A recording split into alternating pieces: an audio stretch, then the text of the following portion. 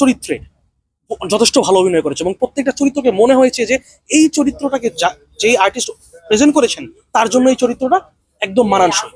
এবং এবং আমরা যদি নিশো এবং সিয়ামের ক্যামিওর কথা বলি, সিয়াম তার যে চরিত্রটা, সে তার চরিত্রকে দেখিয়ে দিয়েছে যে সে একটা হিংস্র চরিত্রকে কিভাবে ধারণ করলো এবং সে তার চরিত্রে তার যে অ্যাক্টিং পুরোপুরি এটা জলজান্ত মনে হয়েছে। এবং যেহেতু আমরা আশা করছি তাণ্ডব টুতেও তার একটা রূপ দেখতে পাবো, বোঝা যাচ্ছে যে তাণ্ডব টু তার একটা অন্যরকম একটা রূপ দেখার সুযোগ আছে। এবং এটা তার যে কেমিওটা, সে কেমিওটা একটা অনেক আকাঙ্ক্ষা ধরে রাখে যে তার আমরা তাণ্ডব টুতে তার একটা সুন্দর একটা রূপ দেখতে পাবো। আচ্ছা, জয়া হাসান আসলে কতটা প্রভাব ফেলেছে? জয়া হাসান যথেষ্ট ভালো অ্যাক্টিং করেছে তার জায়গায়। তবে আমি মনে করি যে জয়া হাসান মুভিতে একটা পাওয়ারফুল ক্যারেক্টার, তবে যতটুকু মনে হয় যে তার ক্যারেক্টার এখনো এক্সপ্লোর করার সুযোগ আছে।